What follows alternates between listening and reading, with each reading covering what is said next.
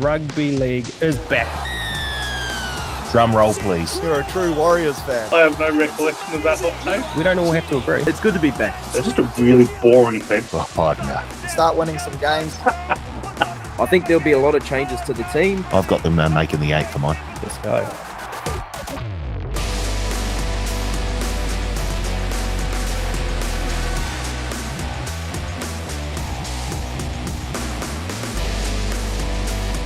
Hello, folks, and welcome back to the Advantage Line, TAB's Rugby League Betting Podcast.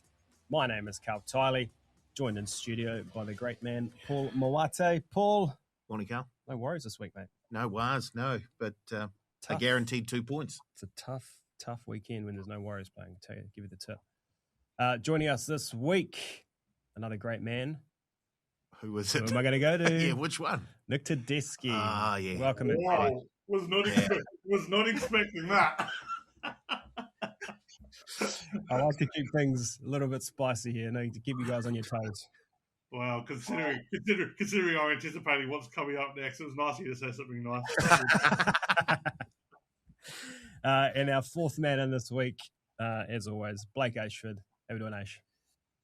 I'm doing good, mate. I guess the Warriors aren't playing this week. You're a bit more relaxed, like you just spoke about, giving Teddy that intro. I mean, definitely relax, Carl, for the session today. Maybe that's what it is. No Is that what pressure. you guys talk about behind my back? Mm. He's so uptight. The Warriors are playing. That's maybe we would peel back the curtain on that a little bit more later. Teddy, you alluded to it. I presume you were talking about feedback. Oh, well, I haven't seen any of the feedback other than what you sent, but I did see, unlike Paul, I do read the run sheet, and did see that there was a social media feedback section on there, and I'm assuming it wasn't people going at Aish. No. Aish is beloved in this country. He is a genuine. When I'm not playing football, when I'm playing rugby league. If I was playing rugby league, it might be a different. I don't know. You're a pretty outcome. lovable guy. Pretty lovable guy. Thanks, mate. Every Hulk Hogan needs a rowdy Roddy Piper. Every every podcast needs a bad guy. Don't forget that. That's true. He's obviously watched the Hulk Hogan documentary. You play the heel well. You play it well, Teddy. For those that don't know, you must be new to the show. Welcome in. But last week we posed a question: when is it acceptable to wear team supporters kit? Teddy's answer was never. No. If it's a hat or a beanie. No, the silky jerseys. The silky jerseys, like I'm all for wearing caps and wearing beanies and wearing scarves. Like there's nothing against that. But if you're going to wear, as a grown man, a silky jersey, I don't care if you've got a comment from whoever your prime minister is these days. I don't care. You're wrong. And if you get into an argument with fools, they will drag you down to their level and beat you with experience. So that's where I'm going to. That's where we're going to start today's argument with these clowns that come at me. Doubling down. He's He calling the listeners clowns. Wow, this is elite. I'm not calling the listeners clowns. I'm calling the listeners who decide to comment on social media clowns, and they are. Jeez, he's on Well, fire. I've taken A selection? a selection of comments. Some look, hey, if you're commenting and engagement, thanks for being involved in the show. Love it. Yeah. There's some nasty comments here. We don't need that. Don't be like that. Okay. Teddy doesn't need it. All right. Okay, I know he's not going to see it, but In fairness to them, I don't read them and don't care about them. So say what you I know. like. I know, but I don't like seeing it for my guy Teddy. Okay. Okay. Carl, yeah. Jeez, I'd I must like have to been bad. No wonder Carl's being nice to me. I'd like to apologise for some of the comments that I wrote in the. Yeah. I'd had a couple of jars, Teddy. I was fizzing. I'd expect nothing less. I'm actually more thrown off by nice comment when people say something nice, Paul, than I am by the nastiness. I've had it for 20 years. I've got a handful here, some of which are sections of comments, but I presume they're all aimed at you, Teddy. I don't know. They could be some of us. First one, unbelievable. Next one, this guy must be fun at parties. Next one, is he taking the piss? There were a couple of those. I know you'll like this one. Who cares what this Aussie says? Oh, wow. A New Zealander taking a high and mighty run. I've dead set seen it all now. This is one of my personal favourites.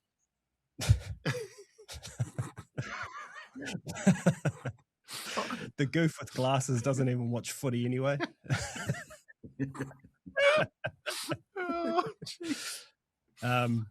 Why do you keep Ted around? Good question. I know who wrote that one. This one just real straight bat. F you, Teddy. I respect. There's a comment I respect. Maybe we'll leave it there. But there's too many. There's too many to go through. Oh, I did my bit for engagement this week, Carl. You did. You've ticked the KPIs off this week, so thank you, Teddy. You've yeah. That's why we keep Teddy around, folks. You are the Brighton DeChambeau of the advantage line. Yeah. Thanks for your comments, people. I don't care. I take none of them on board. I've never been to a party where someone wears a jersey. So I don't know what kind of party you're going to, but good luck to you. Probably your kids' party, I'm guessing, so because it's only children who wear jerseys. Good stuff. Good stuff. Okay, let's what are we doing now? Continue the fun. We're gonna have a little game. Well, it's all downhill from here, Carl. So it is. But we'll try our best. We should have finished with that. All right, this week instead of blind rankings, we're going to play start one, bench one, cut one. I have got 3 fullbacks, 3 halfbacks, and 3 hookers. So we're going to do this 3 times. We'll start with the fullback. As a team, or are we doing individually? As a team, please. So we'll start with the fullbacks. These are year specific.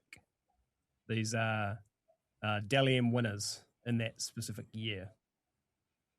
So 2011, Billy Slater, 2025, James Tedesco, and 2009, Jared Hayne. Billy.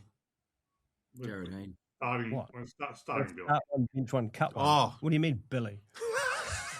Jesus. I should have read the run sheet. I'm the one that cost it, Carl. I'm the one that cost it. Paul's just had a stroke on air. The listeners expect it now.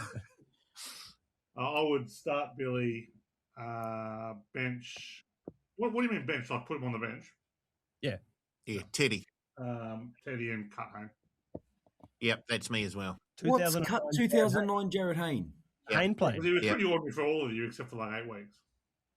Wow. That 8 weeks was better than most people's year. That was wow. I would have started Hayne, benched Billy. Yeah, cut Teddy.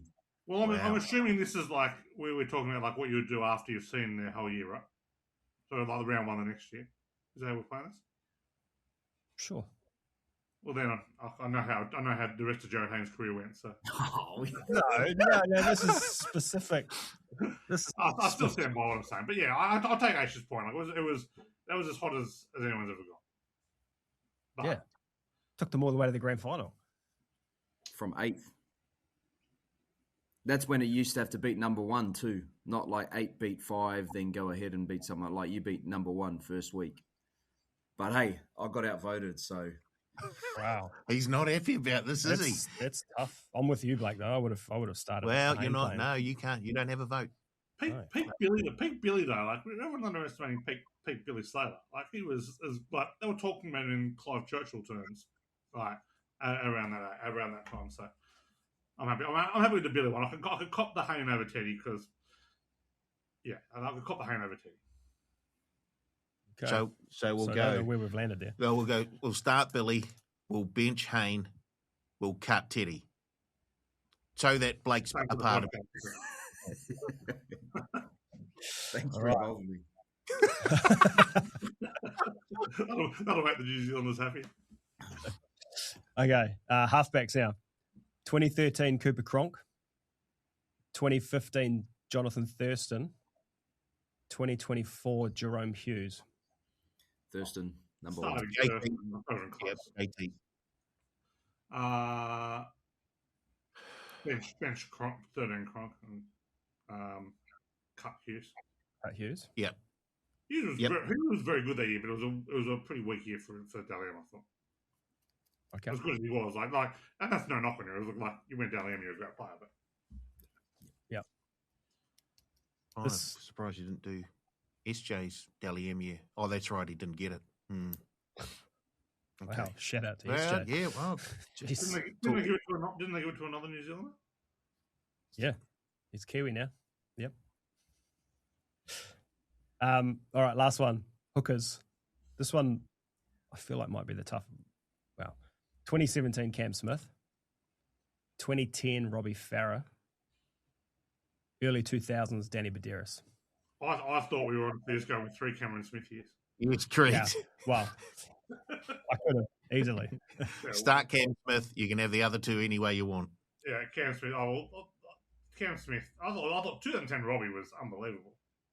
So I'd go him on the bench and then Badeiras. Man, that's so hard to leave out Danny Badeiras, like early 2000s. He was so good. Yeah, it is. It's hard to leave out any of them. I probably don't. I can't leave out Robbie. It's a bit of a bias. Have you got him ahead of Cam Smith? None. No. Cam Smith. Like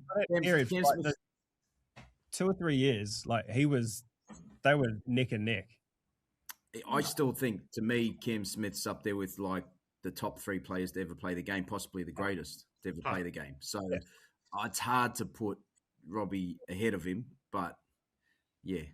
No one achieved more in rugby league history than Cameron Smith. Like, he might not be the most brilliant player, whatever, but like he played every game. He did everything at an exceptionally high level. You could count on one hand how many bad games he had. Probably a hand might be too much.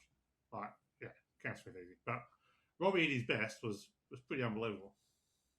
Great fantasy player back in the day too. If you couldn't afford Cam Smith, Robbie Farah is great second gear. Okay, good stuff. I'm sure Robbie will take that to his grave, knowing that. Well, maybe if someone on the pod knew him, we could get him on and ask him. Maybe. No, okay. Yeah, if that's what you want to ask him, if I get him on, hey mate, can you come on there and ask you about fantasy? I want him to have one question, and I want that to be it. That wasn't even a question; it was just a statement. Just listen to this statement I've got. See you, Robbie. On that, Blake, you were on SJ's show earlier this week with the Beast Manu. Did you pass on my comment that I asked you to pass on? You didn't even read it. Didn't even read it, did you? What comment? Wow. Sorry, where was that? In our group chat. In our group chat. No, possibly I did. That must have been when Teddy was just flooding the group chat again. All these... that was some good content there, Aish. Let's not act like you were. We're all in the chat. Just let's leave it there. Can we talk about? No, we cannot. Sorry, Carl. That's tough. Okay, over to you, Paul. Betting recap. Oh yeah. Oh damn, where did it go? There it is. Right. We'll start. Death, taxes, and Pumawati not ready for the betting recap. Oh, what is going on Part there? of me starting to think this might be an act from Paul. Part of me thinking this might be playing this might actually be playing the old gits on the show. Well done. Okay, last week, Blake. We'll start with Blake. Best bet: Rabbitohs over 4.5 tries at $1.83. What did we say? Straight bet. Okay, yep. That was a win. Tamale to score a try at $2. Ding ding. Same game multi. Either team to win by 1 to 12. Both to score 20 or more. Weeks to score a try. Strange to score a try. No good, man. No. Anything bet. Oh. And I feel sorry for Blake here because he initially had Roosters to win, Wars to win, Sharks to win, Panthers to win. And then I think after a bit of ribbing from us, he changed his anything bet. And he went Roosters to win, Wars to win, Sharks to win, and he took the Panthers to win out, and he said, no, I'll have Milky Jenkins to score 2 or more tries. Wow, you have stopped the freight train. You have stopped the freight train. And it's not just like even both times I've picked him to get a double, he hasn't scored. At all. So I've halted it. Yes. Blake was up 41.50 for the week, and he is up 369.75 for the season. Nice. Surly, who got his bets in on time. His best bet, Alofiana Khan Pereira and DWZ to combine for 2 or more tries. Yes, at $1.70. His try scorer bet, Fletcher Sharp. No. His same game multi, Preston to score a try, Drinkwater to score a try, either team to win by 1-12. Oh. Late try, bang. And then his... Did Preston score? I don't think Preston scored. No, Preston didn't. No. His anything bet... Oh, no, it was Curran. My bad. Yeah. Alofiana Khan Pereira to be the first, second, or third try scorer, into Alex Johnston to be the first, second, or third try scorer. I want to apologise to Surly there because I like that bet and I actually took it. AJ was actually the fourth try scorer. He was the fourth try scorer. Yes. No good there. How good was, just in case it doesn't come up later, but how good was that try that Khan Pereira scored? The pass from Chanel and just the pure speed. Like, it was the first time we've got to see Khan Pereira's like pure speed off the mark. I can't believe people think someone's faster than him in the NRL. Like, he is like off the mark. He is so quick. Like, you give him like half a step on the outside of the other winger, he just scores every time. Like, most of his tries are just like running around the other winger, who's usually pretty fast. Sorry, hijacking a little bit, Paulie here, but I saw it come up on social this week. He's the fastest player in the NRL era to score 20 doubles in his career. Over 58 games, he's got 20 doubles at a strike rate of 34%. The crazy part with Khan Pereira is that, like, how many games he goes without scoring a try. Because he's got like 58 and 57 games or something like that. But they're all done. 59 and 58. Yeah. Ridiculous. That is madness. Back to Surly. He lost $65 for the week. He is up $108.75. Carl, best bet. Warriors to win by 13 or more at $2.40. Bang. His try scorer bet. Nawakanita Wasi and Karapani to combine for 2 or more tries. 100 points in the game and they didn't score a try. No good. His same game multi. AJ to score a try. Sharp to score a try? What? How can that be? Same game multi, and they played each other. And Rabbitohs... and Rabbitohs to win. It wasn't complicated. No, it wasn't.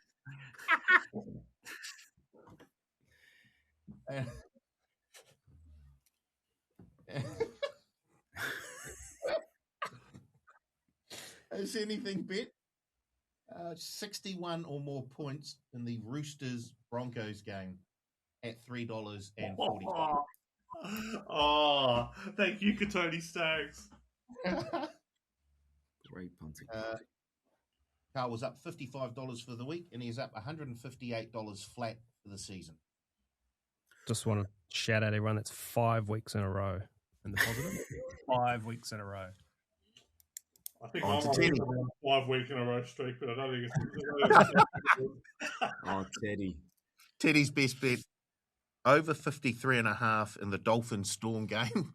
I was happy to see the torrential storm roll in unexpectedly. That was great fun. Try scorer, Arama Ho at $2.85. This is how good I'm going. 1 run for 9 meters before he got hooked and then dropped this week. Is same game multi. Farlongo to score a try. Farnworth to score a try. Hammer to score a try. I don't think any of them scored. Fa'alogo did. Fa'alogo did. Yeah. Oh, Yeah. It was a great try. well done to me. And then his anything bet, Sharks to win, Penrith to win, AJ Brimson to score a try, and the Bunnies to win. He did score too. Pull back. Ridiculous. Teddy was down 150 for the week. Oh. And he is now down $162.75 for the season. Wow. Maybe you should get rid of the goof with classes. Can we dive? What's the thought process to get out of this? Because I'm about to order your meal right now. The way things are going. I am a belligerent, stubborn human being who's going to continue with the process in spite of everything else. You're only $270 off fourth place. I'll pull it back this week. I think I'm very confident there's some minus 150s coming up from others, and I've just got to grind out a few decent weeks.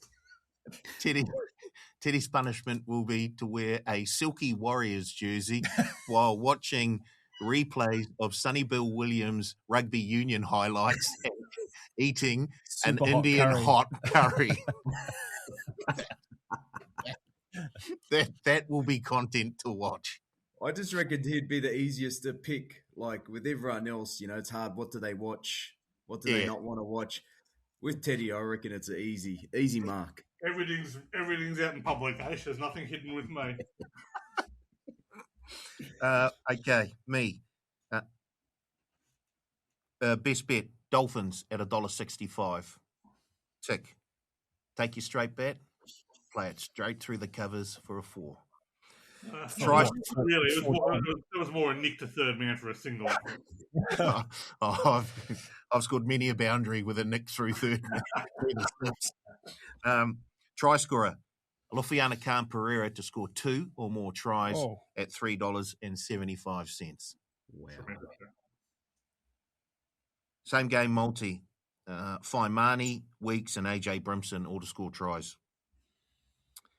And my anything bet, lowest scoring team for the round to be the Eels at 520. No good.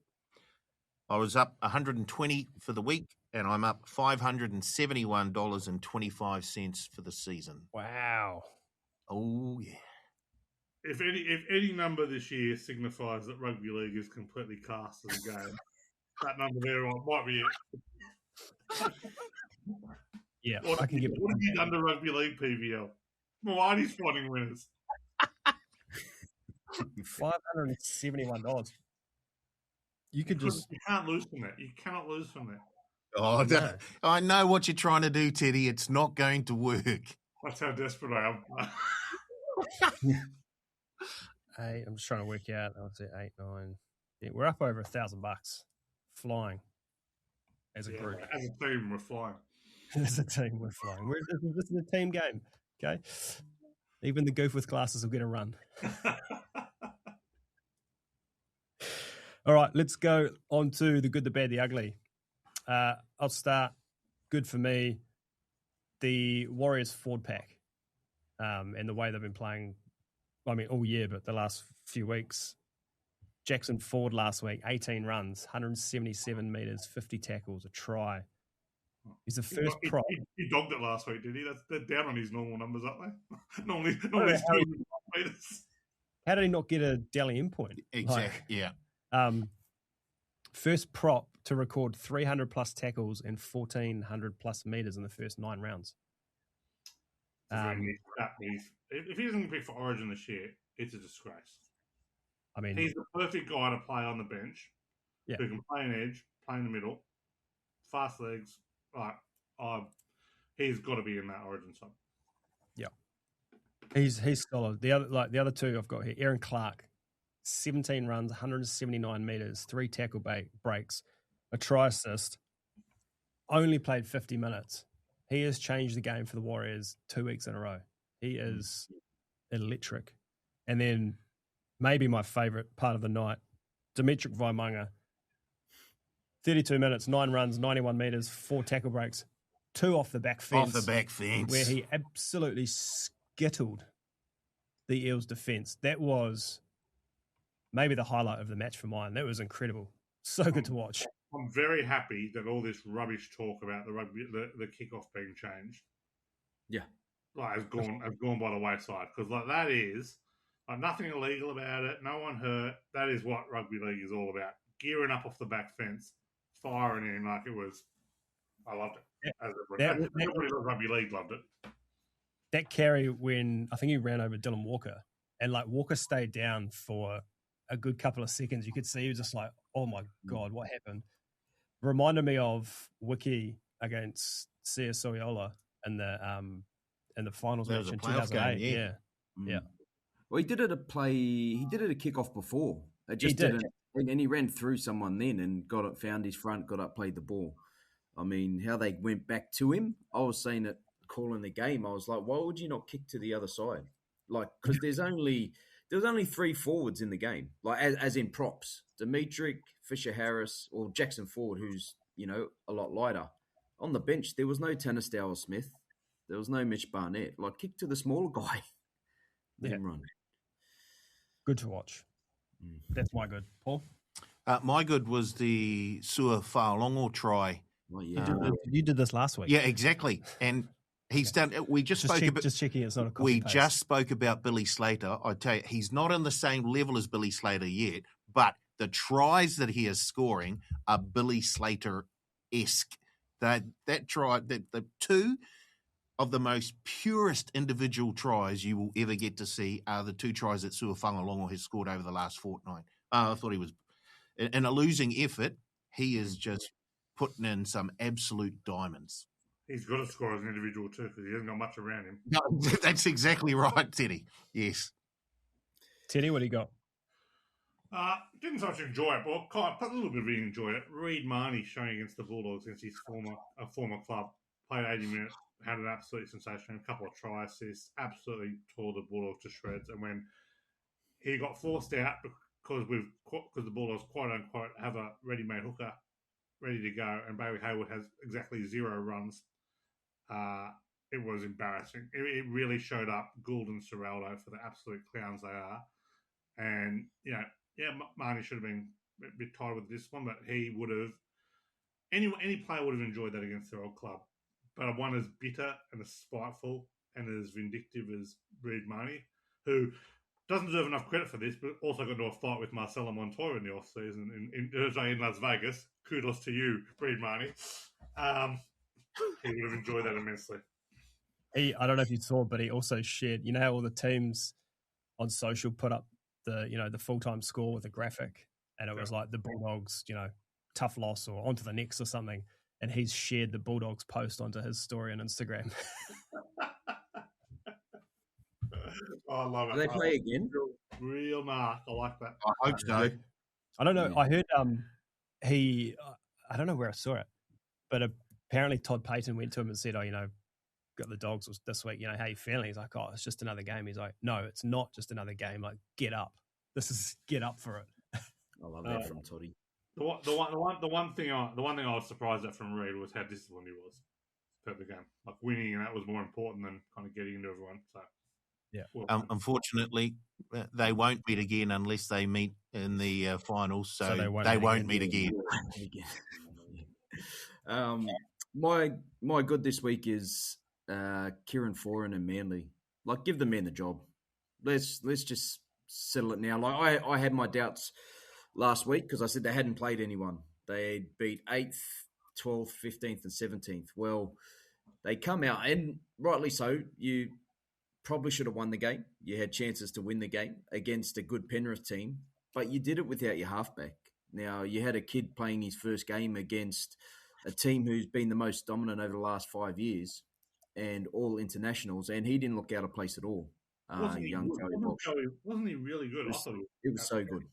Yeah, and it shows. I think the confidence that Kieran Foran has given the players is something different, and because he's just finished playing, all these kids have grown up and they would have watched Kieran Foran and how courageous he was on the field. So if he's telling you something, he's would have gone out there and done it himself. So he just feels you. So I reckon just give Foz the job now. That's the good from me, Manly's performance. Yep, can't argue that. My bad. Could be like a Dragons. I'm going back to the whale here. Dragons still bad.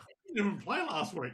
I know, and they just got the 2 points too. But okay, can you see them winning this season? Yes. Genuine question. You can. When's it winning this week? Oh, you're not doing this again, are you? Dragons, my best bet of the week. Yeah, you deserve all the feedback you get, Tim. He did say you were sticking to the process. He did, yeah. What are we, week 10? No team loses every game in a season, regardless of whether you think they'll win this week. It's ridiculous. Well, whether it's, I'm talking head-to-head, not against the line. Knights this week. Do you see them winning? No. Panthers? No. Warriors? No. Broncos? Is it an Origin week or not? I don't know. Well, they're going to win a game during Origin week, for sure. Yeah, they'll win a game during Origin. You reckon? I reckon they could cause an upset this week. Yeah, so. Okay, well, this didn't go how I thought it was going to go, so I'll leave it there. We'll come back to that next week. Of all of their remaining games, they've got the Titans, Dogs, Knights twice.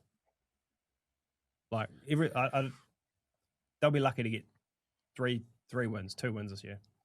Yeah, maybe. Isn't that what you said for them last year, Ash, when you said they might only get 2 wins? Yeah, this is for the last 2 years.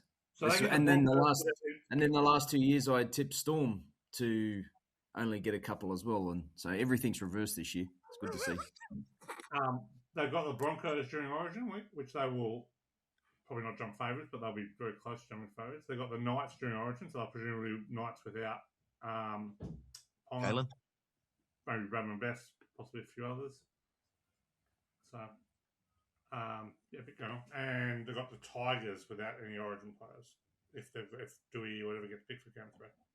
They're all out, those Tigers players, aren't they? Yeah, but that's all the Broncos are out too. Like Broncos have been going all right with depleted troops.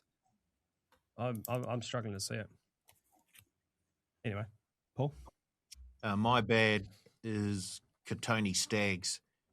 The Broncos were gone in this game, and then they absolutely were flying home. Got it back to, 30-24, and then he puts the elbow in the back of, I can't remember which rooster it was. Just a crazy decision, and he's a very, very good player. He should know better. They were a chance of pulling up even, and then it's all on after that. It was an amazing game, but he just stopped. He stopped their momentum flat with that binning.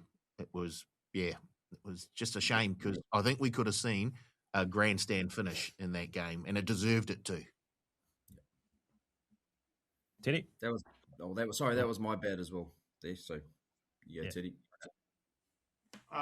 Chris Butler is the biggest moron in rugby league, and his decision to award a try to Manly was absolutely disgraceful, and why he should never get a game again, let alone the grand finals and Origin he continually gets. Regardless of whether you believe he impacted the line or not, it's completely irrelevant. Like every time a lead runner runs through and a sliding defender runs into them, whether it's got any impact on it or not, has been disallowed for the last 10 years. It has been very black and white as to what goes on.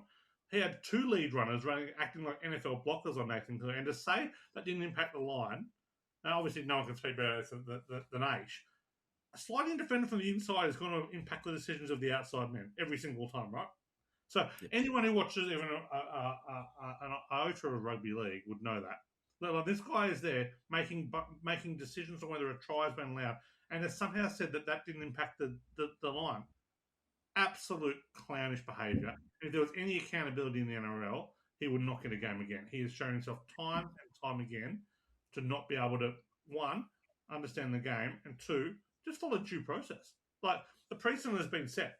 Like, all you have got to do, the simple, easy thing to do, if you had asked 100 people on Twitter, even people who bet against Penrith and back Manly, they would have said no try every single time. And for the thing that really grinds me about these bunker officials and referees is they try to act like they're smarter than everyone else. They know more about the game. They just don't. Like, Alvin Cleary, kudos to you for biting your tongue as much as you did, not really going to town on him, because you should have absolutely launched on this clown and launched on the NRL for the way they're doing it. Absolutely disgraceful.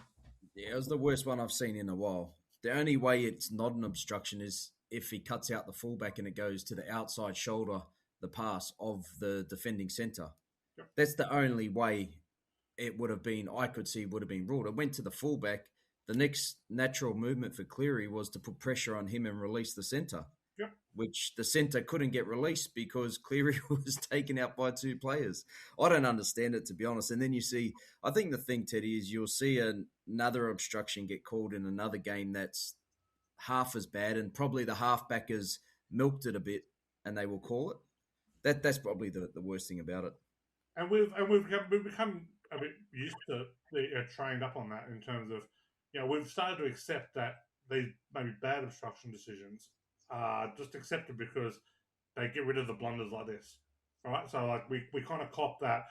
Yeah, it probably wouldn't have saved the try, but we kind of cop that now because it gets rid of absolute howlers like this. Except now we're getting the howlers like this. What's the point?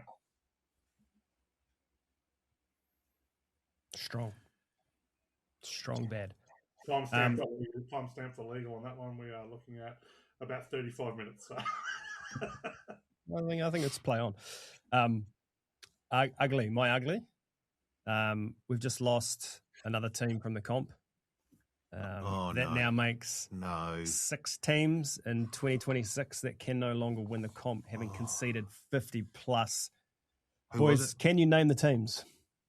Who was the one that's just gone? Well, can you name the teams that have conceded 50? Dragon, Tigers, Titans, Parramatta. Twice. Multiple times, yeah. How many is that? That's 5. One more. Dolphins, yep. Yeah. Those are the 6 teams gone. I went back and had a look the last 3 years. So this time last year, we'd only lost 3 teams, but the Eels had conceded 50 twice as well. The year before was only the Rabbitohs through 9 rounds had conceded 50. And in 2023, the Raiders and the Dogs had both conceded 50 at this point. So I don't know what that... It's not a good indication of where the competition's at that so many teams have conceded 50. I would say that's an indictment on the game. Yeah. Yep. Paul? My ugly, you've sort of already mentioned it, but in your positive, you sort of talked about it, and it's around the Dally M points and the fact that Jackson Ford didn't get any Dally M points for his performance last week. I don't understand how the points are awarded anymore or what you have to do to get points. It seems to be dependent on who's watching the game. Well, the judges don't watch it. If they watch the game. Yeah. I don't know. Is it because he's not the most fashionable player that they've decided, he's had too many points How many would you weeks? have given him? Because I think Aaron Clark got 3. You can't argue that. No. Well, there's 6 votes awarded a game now, so which is disgrace, which is stupid in itself. Yeah, true. There's 2 3-2-1s in there.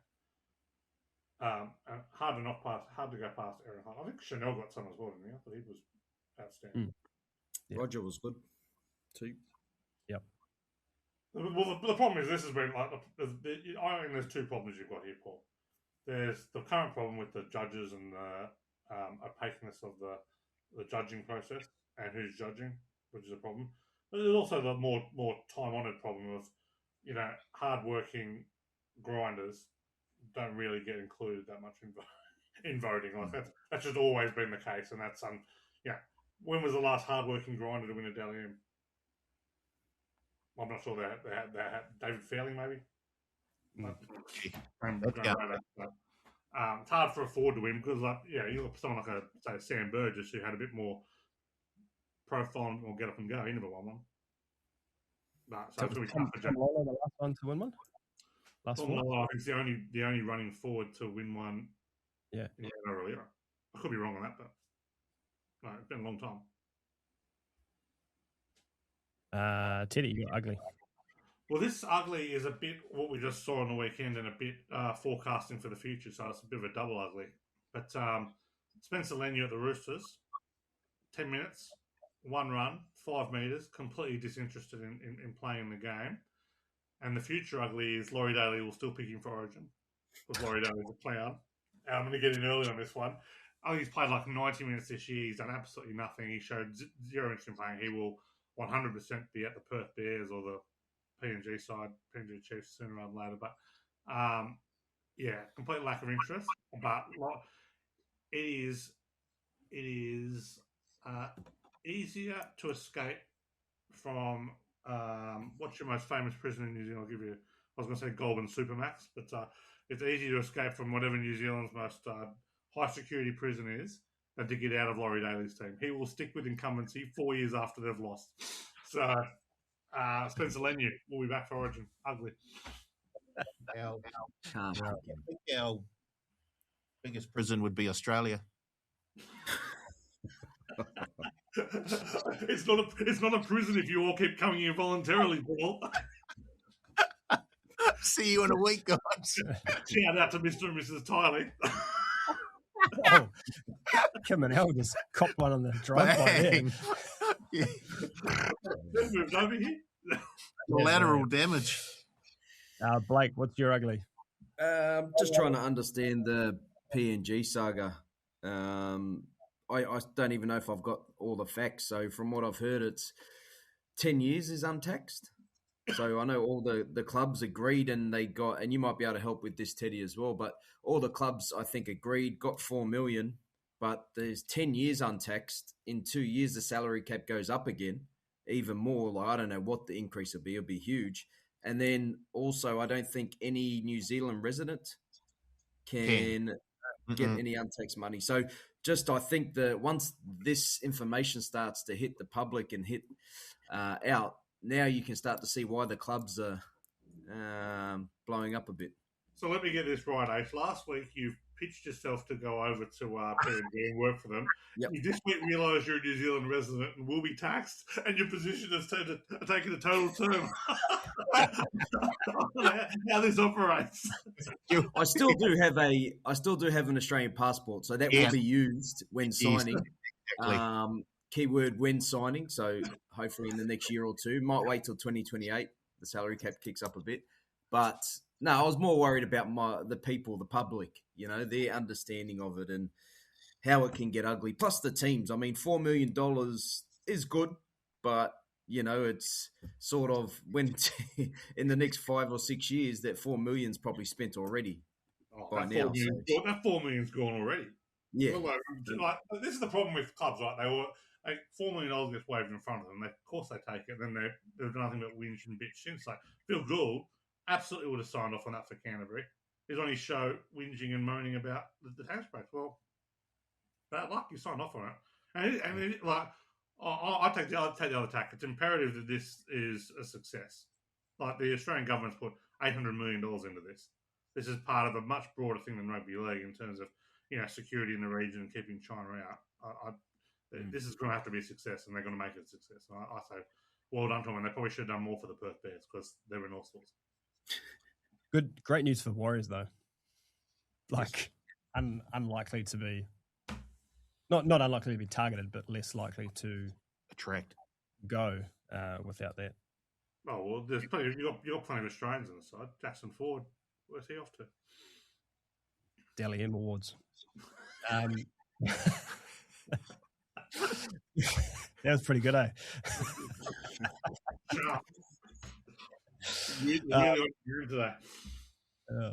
Let's go Team List Tuesday. And I can start again. My one that stood out for me in the Bunnies, Jai Gray coming back, Matt Duffy being dropped. Obviously, Jai Gray not done anything wrong, but Duffy, I thought, has been pretty bloody good in his 3 games for the Bunnies. He's topped the meter count in all 3 games. He's topped 300 twice.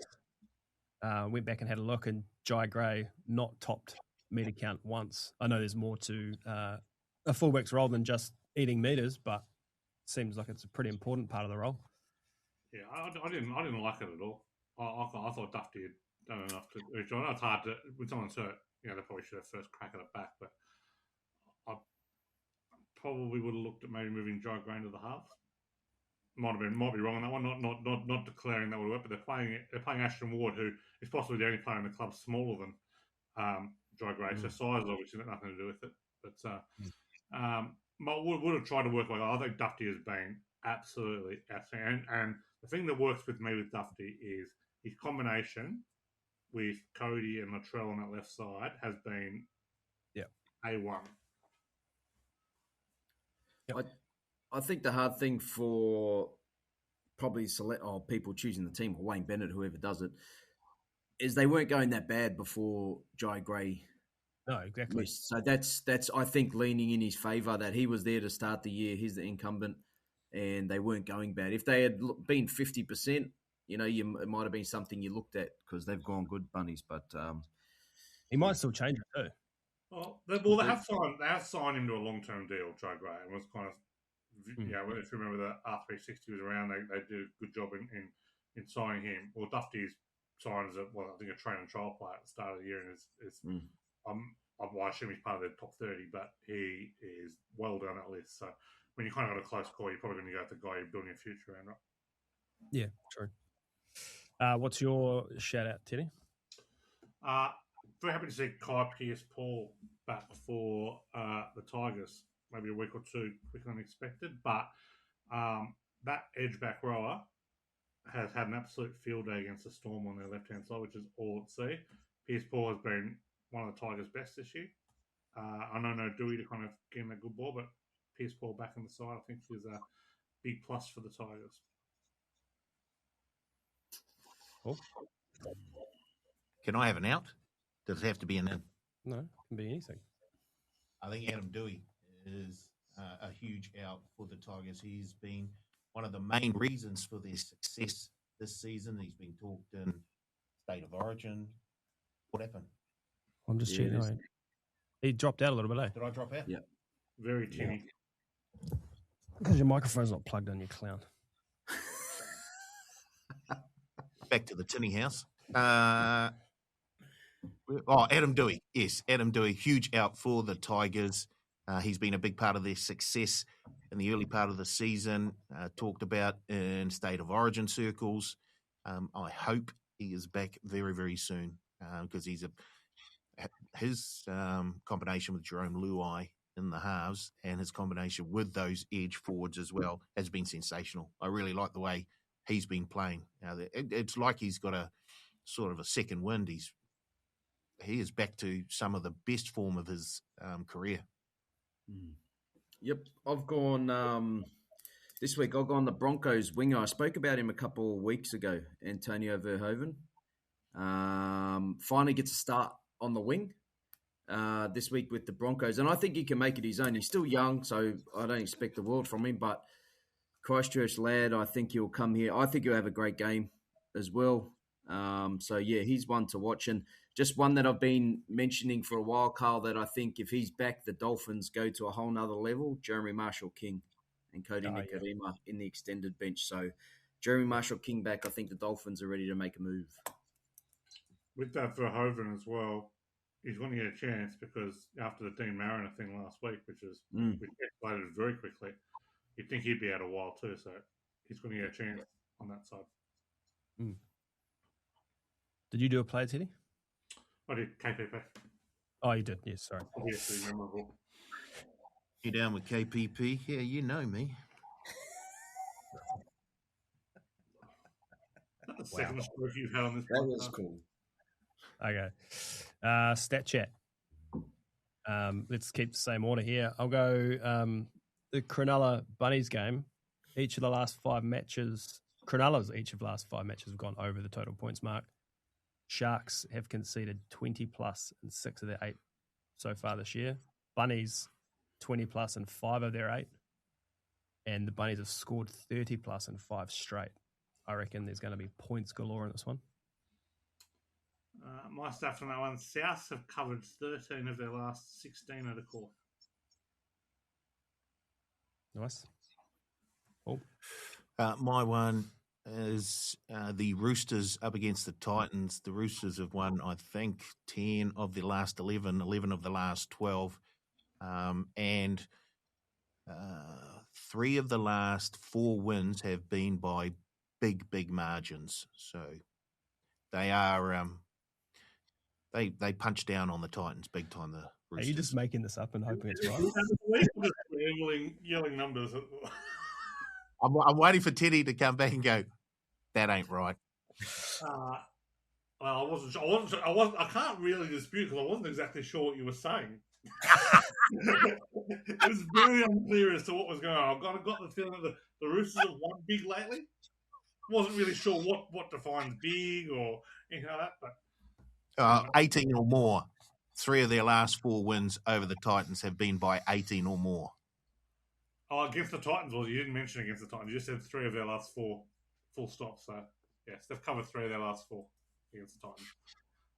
My stat for that one, the Roosters are 24 and 13 against the spread against teams outside the top 8. What's the, I'm just having a look, what is the line this week?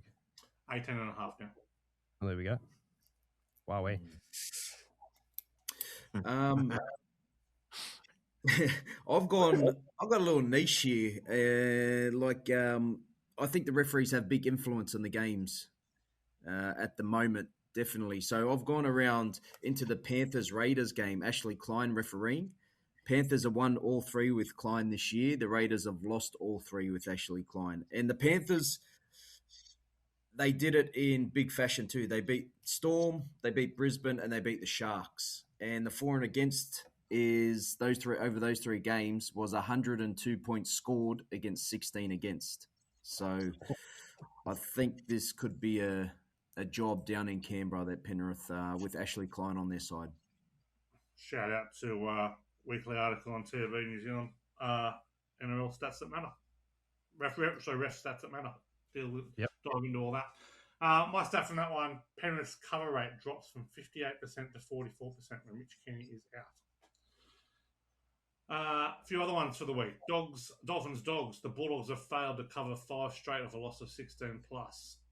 Cowboys Para. The over is 11-5 when the Cowboys are favoured by 8 or more, and 11-5 when the Eels are off conceding 36 plus. Dragons Knights. Teams are conceding 60 plus since 2008. 22-6 against the spread. Manly Broncos. Broncos have covered 7 out of 26 as an underdog. Melbourne Tigers. Teams of conceding 50 or more cover at 64%. Okay. Where are we at? Game previews. 4 games we're going to look at this week. Dolphins, Dogs, Bunnies, Sharks, Seagulls, Broncos, Storm, Tigers. Starting with Dolphins, $1.46. Bulldogs, $2.75. The line is 6.5. The total is 50.5. I really like the Dolphins here. Especially with, as you said, Blake, with Jeremy Marshall-King back. Cody Nikodima, if he will play. Well, they've named Brad Schneider at 6, so you'd assume Cody Nikodima will go straight in. I don't think they'll start Jeremy Marshall-King, but I definitely would be looking to get him some game time. So I'm with you, Carl. And plus, not only that, I can't tip the Bulldogs. I just can't do it at the moment. Until they prove me wrong a couple of times, I won't be going anywhere near them. If you guys just heard the sounds that I just heard come out of Paul Moati's stomach, pray for me. His stomach? Pray for me. I can't smell anything yet, but I reckon it's coming. Oh, wow. Come on, boys.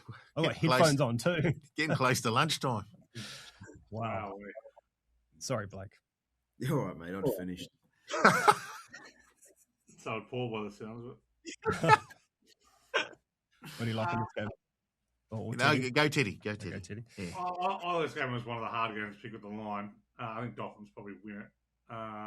Dogs have won 2 of the 3 meetings. Dolphins smashed them last year 44-8. All 3 52 or fewer.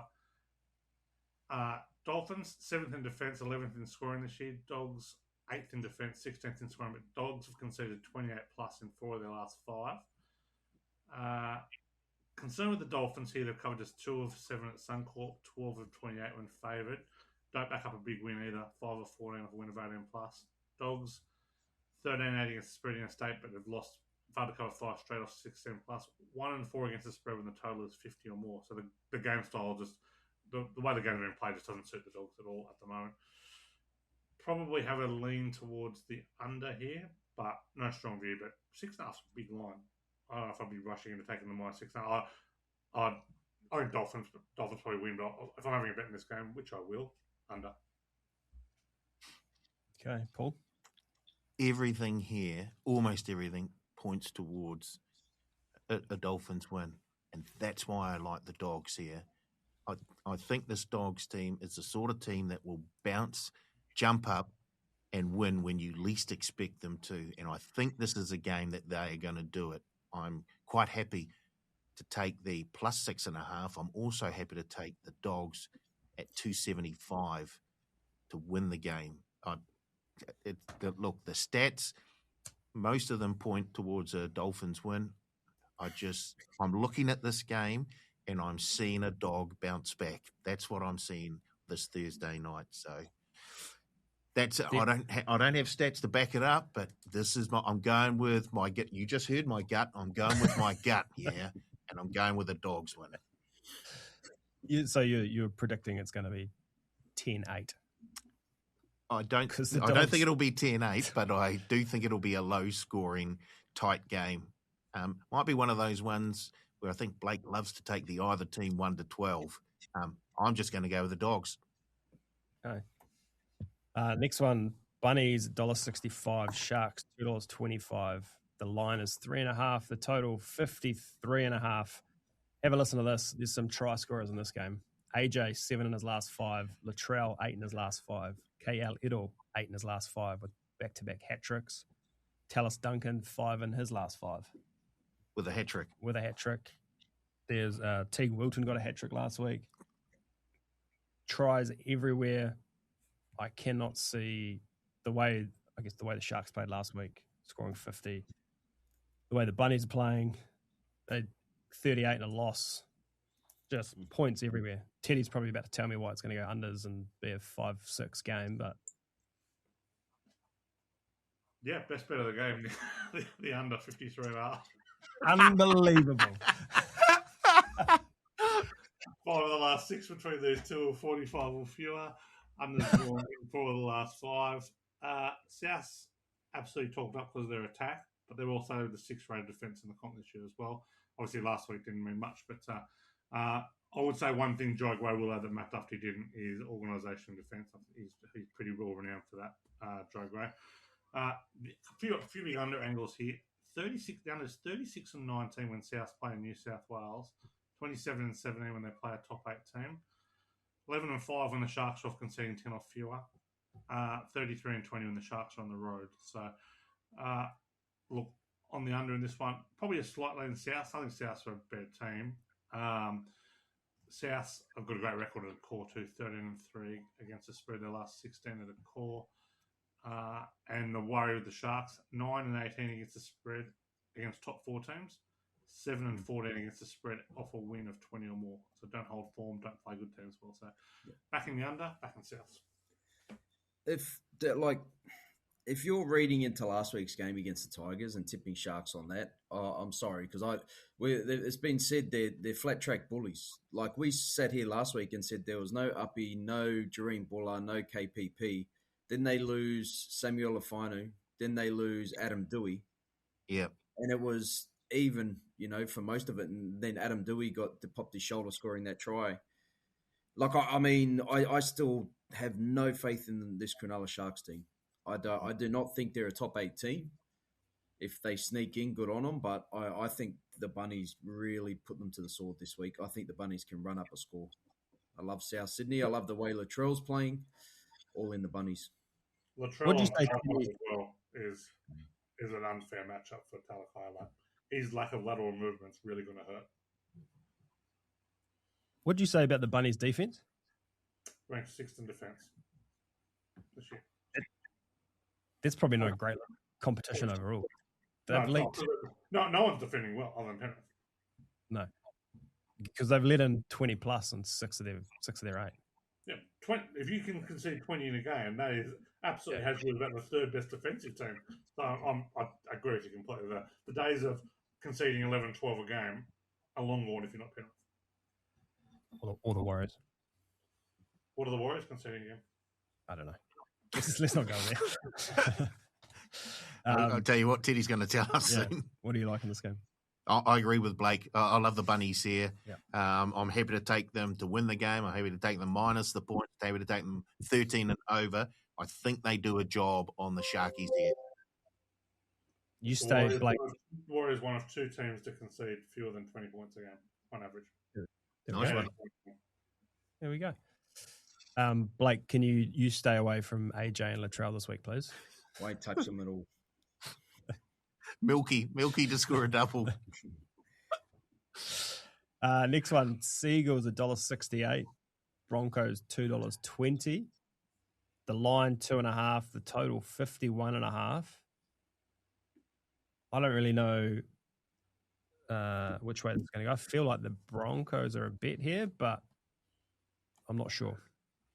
Yeah, I like the Broncos on numbers here, but a little concerned by just how many players are out. It was hard to see Ben Hunt was named in the extended bench and they play. But they are just been so ravaged by injury and suspension. I don't know, that's the worry. But Broncos have won 3 of the last 4 against them. 6 of the last 7, 40 or fewer. I do like the under in this game with playmakers out. Both strong defensive sides too. Manly, 3rd best defensive team in the comp this year, which is incredible to say. And the Broncos 5th. So they'll both kind of. I think Brisbane in particular will try and win this game on the back of their defence rather than try and get in a shootout as per last week.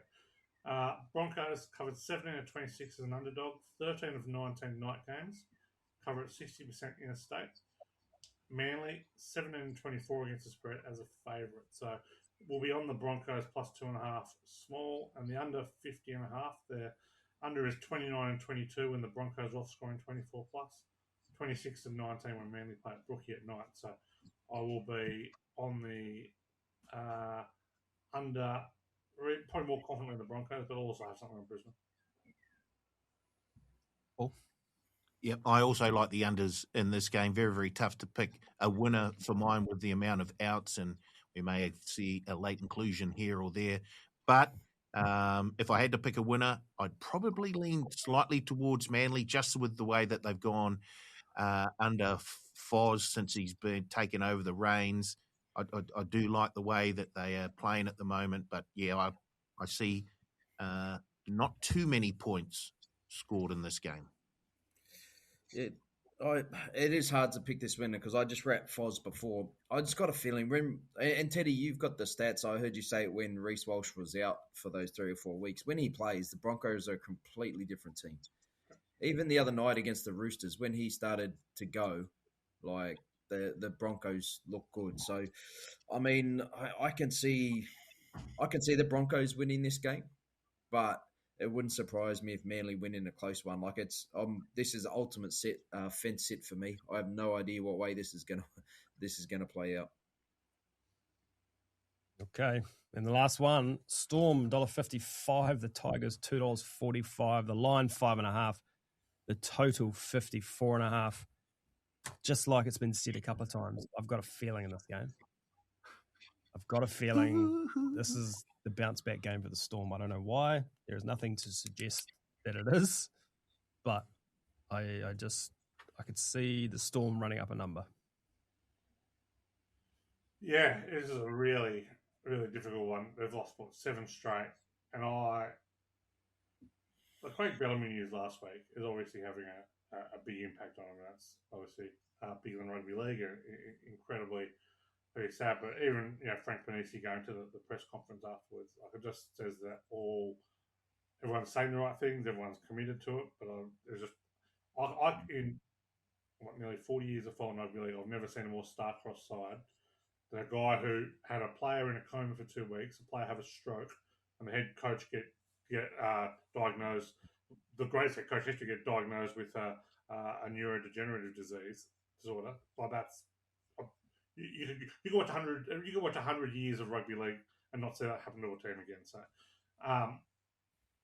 all the numbers historically have been with the Storm. They've dominated the Tigers. They've won 8 straight. Last time they met, 64-0 last year. They've won by they've scored 40 plus in 4 of the last 7. So, take the head-to-heads. Melbourne obviously way to go. The one number that probably has me on the Tigers a little bit is teams are conceding 50 plus are usually a bet. Usually they're probably kind of down the outside and you can kind of get a big enough number. Cover at 64%. And the Storm covers 1 of 10 against top 8 teams, 2 of 10 against off conceding 26 plus, 6 of 17 off scoring 14 or fewer. What those numbers tell me is that the market just continues to overrate the Storm. And that's why, look, the Storm can't win big. I'm not going to be super shocked, but I just cannot be laying 5.5 points to be with the Storm this week. Like that, in their current form, no thanks. So I'll have something small on the Tigers. I'll probably just back the Tigers head to head and get a bit of value about them there. But they're 1-7 with no Coruscant, but they have covered 10 of 17 as an underdog of 4 or more. So not a lot pushing the Tigers this week, but probably a bit like you've got a feeling about the Storm. I'm probably feeling push for the Tigers. It is crazy that the Storm have lost 7 straight, and they're $1.55 favourites against the 5th place West Tigers. Well, but it's also crazy that they're as long as $1.55 with Farlongo, Hughes, Munster, and Grant at home against the Tigers team. Like, when have they ever been like that? Like, they've been double-digit favourites against class 4 forever and a day. So, like, you can kind of come at this at a lot of different angles, and whatever way you look at it, every team looks no value and every team looks super value. Yeah, and that's like the league in 2026. Yeah, we should hit it. Like, yeah, I can't see the Tigers winning this at all. I'm sort of along the same lines as you. And, yep, I understand the form. I understand that. But I would have a completely different feeling around Melbourne's form if I didn't just mention what I mentioned about the Sharks beating the Tigers. They were in enough trouble without Uppy Coruscant, Jareen Buller. Yep, they get Kai Pearce-Paul back, but you've got no running 5'8". Jerome Luai, as much as you like to see him run, he doesn't have that powerful build that Adam Dewey does. You're still, like I said, missing Uppy Coruscant and now Sione Fainu, Fainu. So you've replaced Sione, who's at back row, Sione Fainu, who's been playing in the middle third as a prop. So whether that stays like that, I don't have. And this is the problem with the Tigers. Like, they have a great team at the moment. They just don't have that depth. When people go down in key positions, they don't have someone that can fill in. Like Jock Madden does a great job at 7. He's probably the only one. Apart from that, I just don't think they have the players to go down to Melbourne and win. I know coming off the point of 50, after the game losing by 50, they'll be embarrassed. They want to perform better and probably turn up for Benji. But I think on the other side, the Storm, this is where the foot's in the sand. I think they draw a line here, and I'm sort of along the same lines as you, Carl. Paul? You mentioned the Storm spine. If you look at the Tigers spine, Heath Mason, Jerome Luai, Jock Madden, Tristan Hope. The $1.55 seems almost like a gift. Yeah, now you say that, it seems really long. And just off the back of that, and as Blake said, the Tigers don't have the depth to be able to cover for the injuries that they currently have. So I think with the fact that Jerome Hughes and Munster in the halves, I think that will have a major effect on this game. So I'm going with the Storm here to pick up another win for the season. All right.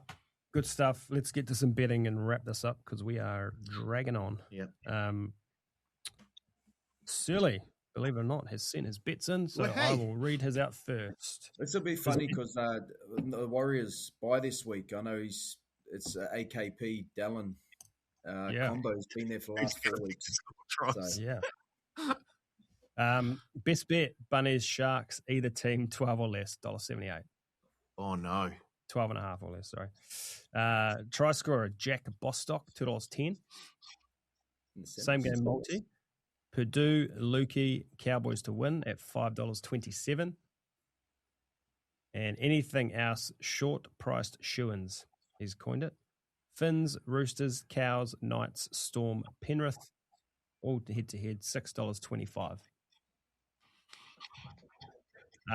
I'll go. My best bet, Dolphins -6.5 at $1.90. Try scorer, Herbie Farnworth, $2.05. Same game multi.